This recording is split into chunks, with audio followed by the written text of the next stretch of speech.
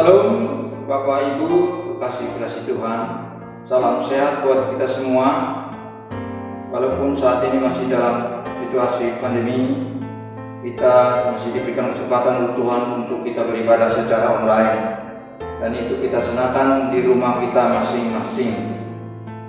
Bapak Ibu dan saudara-saudara sekalian, baiklah kita akan siapkan bacaan kita pada pagi hari ini untuk kita baca secara online, dan Bapak Ibu boleh mengikutinya dan silakan membuka Alkitab masing-masing. Sebelumnya kita membaca dan merenungkan firman Tuhan, mari kita menghadap Tuhan di dalam doa. Mari kita berdoa. Bapa kami yang ada dalam surga, Bapa kami sebut di dalam anak-Mu Tuhan Yesus Kristus. Segala puji dan syukur kami naikkan kepada-Mu Tuhan. Saat ini kami beribadah secara online Tuhan, tapi kami yakin dan percaya Tuhan boleh hadir di tiap-tiap rumah tangga untuk memberitakan dan memberitakan firman-Mu, terutama lewat hamba-Mu yang akan memberitakan firman-Mu pada hari Minggu pagi hari ini Tuhan. Kiranya Engkau hadir di tiap-tiap rumah tangga yang sudah menyiapkan hati dan pikiran mereka untuk mengikuti khotbah ataupun wejangan yang akan disampaikan secara online. Bersabdalah Tuhan, karena anak-anak-Mu semua sudah siap untuk mendengarkan firman Tuhan Yesus. Amin.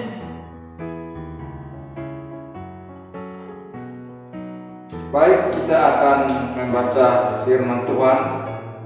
Kita akan ambil di dalam Kejadian pasal 6 ayat 1 hingga ayat yang ke-8 yang mengatakan kejahatan manusia. Ketika manusia itu mulai bertambah banyak jumlahnya di muka bumi, dan bagi mereka lahir anak-anak perempuan, maka anak-anak Allah melihat bahwa anak-anak perempuan manusia itu cantik-cantik, lalu mereka mengambil istri dari antara perempuan-perempuan itu, siapa saja yang disukai mereka.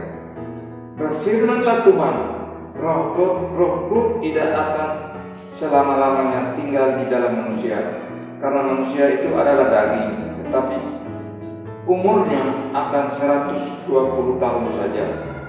Pada waktu itu orang-orang raksasa ada di bumi, dan juga pada waktu sesudahnya ketika anak-anak Allah menghampiri anak-anak perempuan manusia, dan perempuan-perempuan itu melahirkan anak bagi mereka. Inilah orang-orang yang gagah perkasa di zaman purbakala, orang-orang yang Kanaan. Ketika dilihat Tuhan bahwa kejahatan manusia besar di bumi, dan bahwa segala kecenderungan hatinya selalu membuahkan kejahatan semata-mata, maka menyesallah Tuhan bahwa Ia telah menjadikan manusia di bumi, dan hal itu memilukan hatinya. Berfirmanlah Tuhan, Aku akan menghapuskan manusia yang telah Kuciptakan itu dari muka bumi, baik manusia maupun hewan, dan binatang-binatang melata, dan burung-burung udara, sebab Aku menyesal bahwa Aku telah menjadikan mereka. Tetapi Nuh mendapat kasih karunia di mata Tuhan. Demikian bacaan firman Tuhan. Haleluya. Bapak Ibu kekasih Tuhan, Lembaga Alkitab memberikan judul di bacaan kita di pasal 6 adalah kejahatan manusia itu sendiri. Bapak Ibu kekasih Tuhan, jumlah manusia semakin banyak di bumi, dan kejahatan pun semakin bertambah. Namun keadaan tampak semakin kacau, dan kekacauan disampaikan dalam bentuk gambaran bahwa tidak adanya pemisahan antara anak-anak Allah dan anak-anak perempuan manusia. Sebab telah terjadi perkawinan campuran di antara mereka.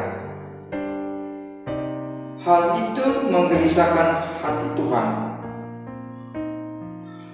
Dan kemudian Tuhan mulai membatasi usia manusia. Namun situasi tidak juga membaik, malah makin memburuk. Bahkan disebutkan kejahatan semakin merajalela. Melihat hal itu, Allah menyesal telah menciptakan manusia itu sendiri. Maka di ayat ke-6 dikatakan bahwa maka menyesallah Tuhan itu. Bapak Ibu kekasih-kasih Tuhan, Allah dinyatakan dalam pasal-pasal awal Alkitab ini sebagai Allah yang menangani orang secara pribadi dan sanggup menyatakan perasaan kekecewaan dan reaksi terhadap dosa yang disengaja dan pemberontakan manusia itu sendiri. Yang pertama, istilah menyesal menunjukkan bahwa akibat dosa manusia itu sendiri yang menyedihkan itu. Sikap Allah terhadap manusia berubah. Sikap kemurahan dan sabar juga berubah menjadi hukuman bagi umat manusia. Yang kedua, sekalipun keberadaan sifat dan maksud-maksud utama Allah tidak berubah, tetapi di dalam 1 Samuel pasal 15 ayat 29 yang mengatakan ia tetap terbuka dan tanggap dalam urusannya dengan manusia itu sendiri. Allah dapat mengubah perasaan, sikap, tindakan dan pikirannya sesuai dengan tanggapan yang berubah terhadap kehendak. Dan yang ketiga, penyataan ini mengenai Allah sebagai Allah yang dapat merasakan penyesalan dan kesedihan, menunjukkan bahwa Allah berada dalam hubungan yang pribadi dan intim dengan ciptaannya sendiri. Dia memiliki kasih yang mendalam bagi umat manusia dan perhatian ilahi terhadap persoalan mereka masing-masing. Bapak Ibu kekasih-kasih Tuhan,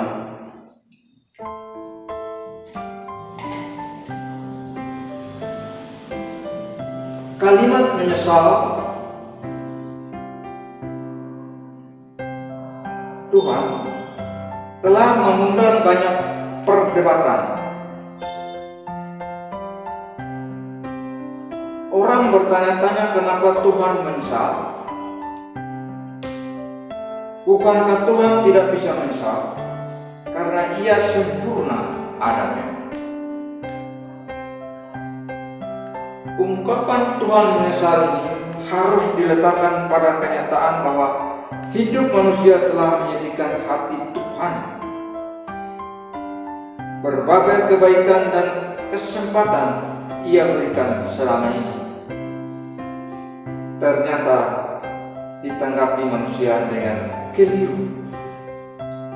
Hal itu membuat Tuhan sedih karena manusia melakukan kejahatan terus-menerus. Dalam bahasa lain, Tuhan menyesal tindakan manusia. Semestinya manusia bersyukur untuk kebaikan Tuhan, bukannya melakukan berbagai macam kejahatan. Dalam rangka mengembalikan kebaikan, semula saat diciptakan, Tuhan akan membinasakan ciptaannya. Apakah semua akan dihapuskan? Ternyata tidak. Ada seorang yang bernama Nuh yang mendapat kasih karunia di mata Tuhan. Itu di dalam ayat yang ke-8. Kebenaranmu yang hidup takut akan Allah menunjukkan bahwa bukan ciptaan Tuhan yang salah, tetapi pilihan setiap pribadi yang ingin menyimpang dari rancangan Tuhan itu sendiri. Dari sekian banyak manusia di bumi, ternyata ada satu orang yang benar, yang tidak membuat Tuhan itu bersedih, yaitu Nuh.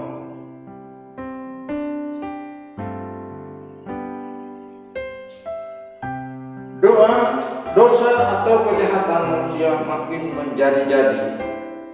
Ini terlihat dari ayat kedua yang berbunyi, maka anak-anak Allah melihat bahwa anak-anak perempuan manusia itu cantik-cantik.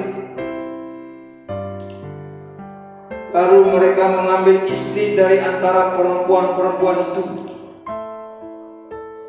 siapa saja yang disukai mereka. Ada macam-macam penafsiran tentang anak-anak Allah yang mengambil istri anak-anak perempuan manusia dalam ayat kedua ini. Anak Allah artinya orang yang berkedudukan tinggi, sedangkan anak perempuan manusia artinya orang yang berkedudukan rendah. Tetapi tidak ada dasar penafsiran seperti itu, karena dalam kitab suci memang kata-kata itu tidak pernah diartikan seperti itu.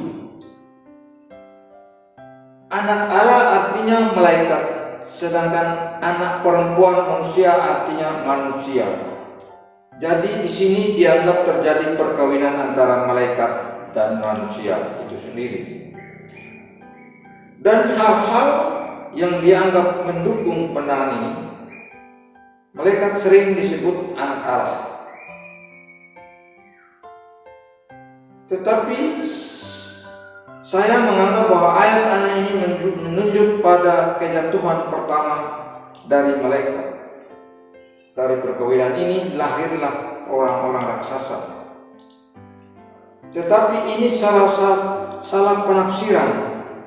Nanti kita bisa lihat penafsiran yang benar tentang ayat 4 ini. Hal yang tidak memungkinkan pandangan ini adalah malaikat itu tidak kawin. Di ayat 2 itu mengatakan mengambil istri, bukan sekedar melakukan hubungan seks. Ini lebih-lebih tidak mungkin dilakukan oleh malaikat-malaikat. Bapak Ibu kekasih-kekasih Tuhan, dalam ayat 3, 6, dan 7 yang dihukum adalah manusia dan hewan-hewan saja. Malaikatnya tidak dihukum. Anak Allah menunjukkan kepada orang percaya atau keturunan Set, sedangkan anak perempuan manusia menunjukkan kepada orang yang tidak percaya atau keturunan Kain, atau orang-orang di luar keturunan Set itu sendiri. Hal-hal yang mendukung pandangan ini adalah orang percaya memang selalu disebut anak Allah. Penafsiran ini lebih cocok dengan konteks. Manusia mula-mula satu kesatuan, lalu memecah menjadi dua, yaitu keturunan Kain dan keturunan Set. Tetapi di Kejadian 5 itu sekarang dalam keadaan bergabung atau membaur kembali, berkumpul kembali. Dan keturunan Set disebut anak Allah. Ini sesuai dengan kata-kata Hawa waktu Set dilahirkan. Saya percaya pada pandangan yang ketiga ini. Mereka kawin hanya melihat kecantikannya saja. Ayat kedua. Ini perkawinan hanya dilandasi hawa nafsu saja. kata-kata siapa saja yang disukai oleh mereka.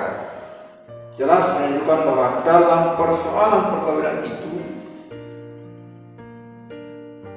mereka hidup semau mereka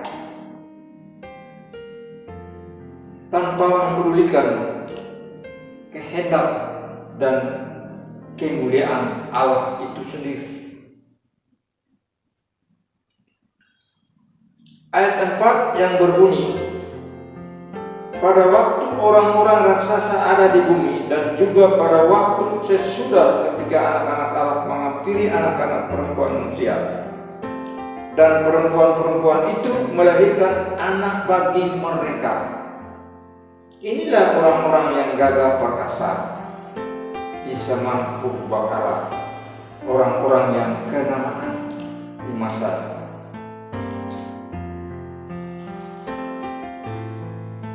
Orang-orang raksasa, dan ini bukan terjemahan tetapi semua ditulis di dalam kata Ibraninya dengan huruf Latin. Terjemahannya giants atau raksasa ini timbul karena diambil dari Septuaginta atau perjanjian lama yang sudah diterjemahkan ke dalam bahasa Yunani yang menerjemahkan gigantes. Ini dihubungkan dengan bilangan 13 ayat 3 yang dalam versi NIV menerjemahkan sebagai berikut, disebut dalam bahasa atau diterjemahkan dalam bahasa Indonesia, kami melihat orang-orang Nephilim di sana, atau keturunan anak datang, atau muncul dari orang Nephilim. Kami kelihatan seperti belalang dalam mata kami sendiri, dan kami kelihatan sama bagi mereka. Terjemahan ini memang menunjukkan bahwa orang Nephilim itu pasti sangat besar dan seperti raksasa. Tetapi ada kemungkinan penafsiran yang lain. Kata bahasa Ibrani Nephilim berasal dari akar kata napal yang bisa berarti jatuh. Mungkin semua orang yang bertemu mereka jatuh tersungkur karena takut kepada mereka.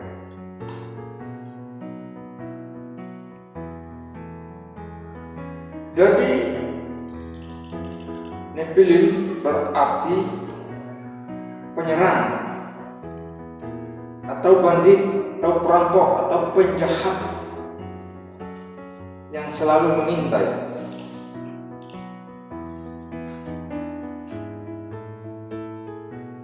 Kedua arti ini bisa digabungkan.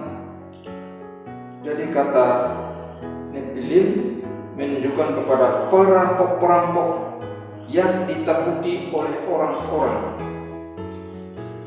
Dan penafsiran ini lebih cocok dengan konteks dibandingkan dengan penafsiran di atas yang mengatakan bahwa Nephilim adalah raksasa. Konteks kejadian 6 ini berbicara soal dosa manusia itu sendiri secara moral. Kalau di ayat 4 ini berbicara tentang ukuran tubuh, itu tidak sesuai dengan konteks atau tidak berhubungan dengan konteks atau bacaan kita pada saat ini. Tetapi kalau Nephilim diartikan perampok, itu sesuai dengan konteks yang kita baca pada saat ini. Dan orang-orang gagah perkasa itu, di sini ia menunjukkan bahwa mereka adalah orang-orang yang mempunyai kekuatan fisik atau kepandaian berkelahi yang hebat,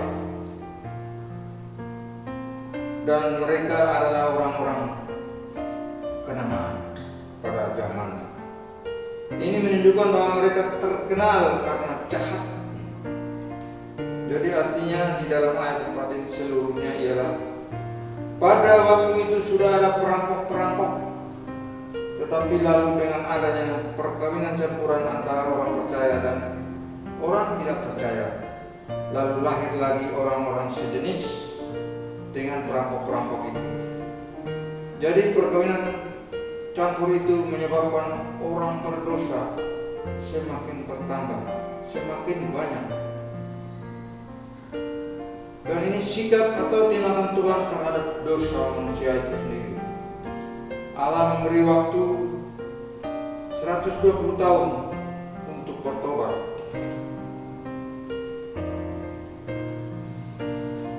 Ayat ketiga, sini harus kita berjuang menghadapi kejahatan-kejahatan. Berjuang keras dalam upaya dan usaha.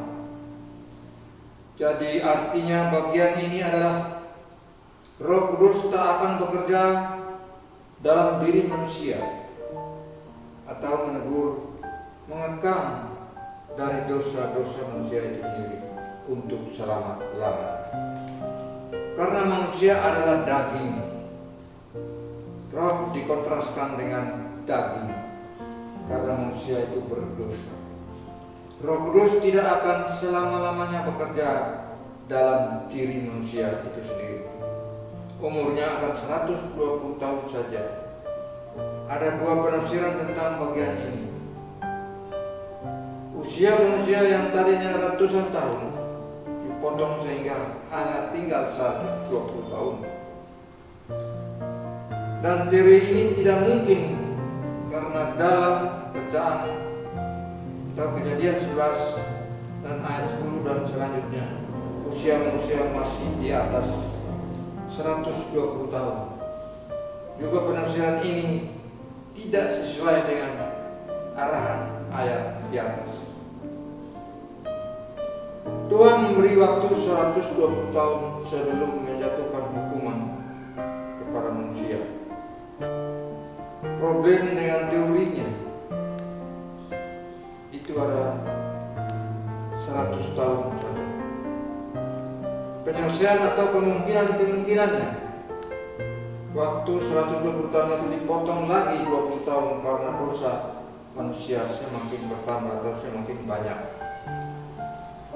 Bilangan 500 di dalam Kejadian 5 ayat 2 adalah pembulatan atau seharusnya 480. Bapak Ibu kekasih-kekasih Tuhan, jadi ini tindakan pertama dari Allah. Ia memberi waktu 120 tahun untuk manusia itu bertobat. Allah di sini menyesal atau pilu hatinya. Itu kita sudah telah baca bersama-sama di dalam ayat 6 dan ayat 7. Dan kitab suci sering mengatakan Allah menyesal. Tetapi kitab suci juga mengatakan Allah tak mungkin menyesal. Penjelasan dari kata-kata Allah menyesal adalah bahasa yang menggambarkan Allah dengan perasaan manusia itu sendiri. Bapak Ibu kasih Tuhan, firman terus selalu mengingatkan kepada kita supaya kita tetap di dalam Tuhan. Kita jangan berbuat dosa semakin hari makin bertambah. Firman Tuhan selalu mengingatkan kita di dalam ibadah-ibadah minggu dan ibadah-ibadah yang lain. Di sini kitab suci sering menggunakan bahasa yang menggambarkan Allah seakan-akan ia adalah manusia, dan bahasa yang menggambarkan Allah dengan perasaan manusia. Kalau kitab suci menggunakan bahasa manusia, maka tidak boleh diartikan betul-betul demikian.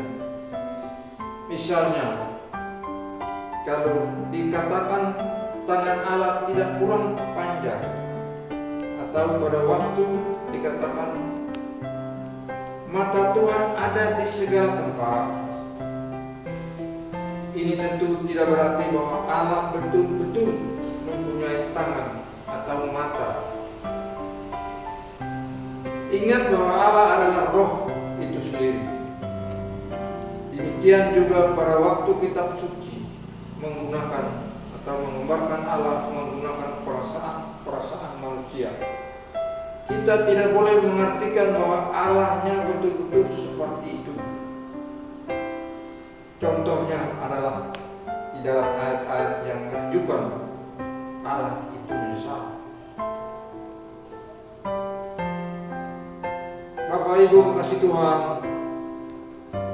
perlu kita masing-masing ingat bahwa manusia bisa menyesal juga, karena ia tidak maha tahu seperti Tuhan. Misalnya seorang laki-laki melihat seorang gadis dan ia menyangka gadis itu seorang yang layak diperistri, tetapi setelah menikah baru dia tahu akan adanya banyak hal yang buruk atau yang jelek dalam diri istrinya itu, yang tadinya tidak ia ketahui sama sekali. Ini menyebabkan ia menyesal telah memperistri gadis tersebut atau gadis itu. Tetapi Allah itu maha tahu, sehingga dari semula ia telah tahu segala sesuatu yang akan terjadi. Karena itu tidak mungkin ia bisa menyesal. Bapak Ibu kekasih-kasih Tuhan, kalau kitab suci mengatakan bahwa Allah menyesal karena terjadinya suatu hal, maka maksudnya hanyalah menunjukkan bahwa hal itu tidak menyenangkan hati Allah. Terkadang dalam hidup ini banyak hal yang kita lakukan telah membuat Tuhan bersedih karena kita menyimpang dari rancangan-rancangan Tuhan itu sendiri. Perlu Bapak Ibu ingat bahwa Tuhan memberikan ladang pelayanan untuk kita, bukan untuk mencari pujian atau mencari keuntungan di ladang Tuhan, tetapi sebaiknya kita mengabdi di ladang Tuhan, di dalam pelayanan kita masing-masing, di dalam kelebihan dan kekurangan kita masing-masing, untuk kita sama-sama memuliakan nama Tuhan itu sendiri. Bapak Ibu dan saudara-saudara sekalian yang terkasih dalam Tuhan kita Yesus Kristus, marilah mulai saat ini kita hidup bersama Tuhan, bersandarlah kepada Tuhan, supaya hidup kita sesuai dengan rancangan dan rencana Tuhan itu sendiri. Tuhan memberkati. Amin.